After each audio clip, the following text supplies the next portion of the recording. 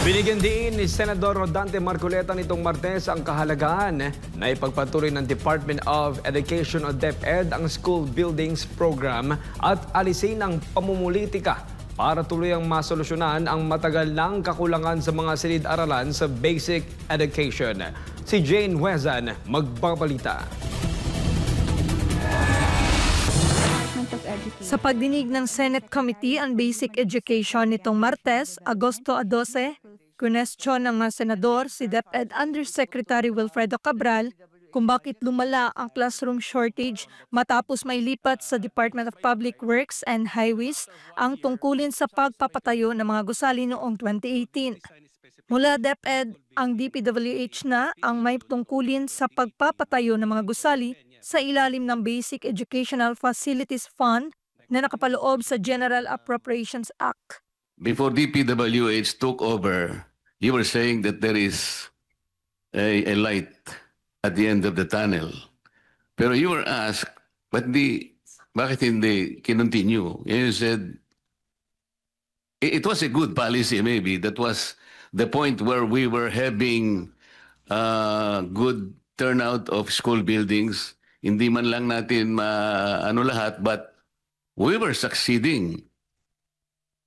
Bakit hindi tinuloy? What happened? What is the reason why it was not continued given that it is a good initiative? Paliwanag ni Cabral, hindi pa siya ang nangangasiwa ng programa noon, bagay na ikinadismaya ni Marcoleta. That's the problem. There is no continuity. Ibinahagi naman ng senador ang halimbawa ng pangmatagalang plano ng South Korea para sa infrastruktura sa edukasyon at iginiit na dapat ipagpatuloy ang mga programa kahit pa may pagbabago sa liderato ng pamahalaan. I saw a plan in South Korea.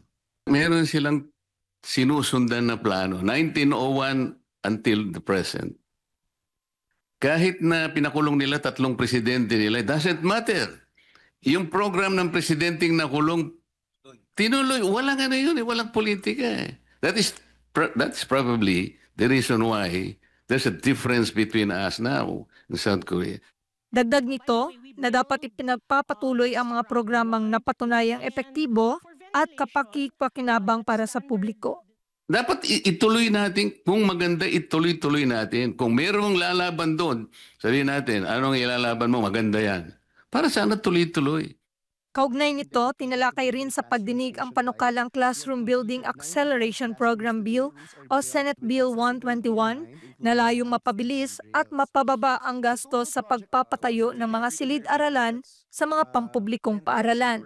Kabilang sa mga mungkahi ang paggamit ng public-private partnerships, pakikipagtulungan sa non-profit groups at pag-angkop ng best practices mula sa mga lokal na pamahalaang matagumpay na nakabawa sa classroom shortage.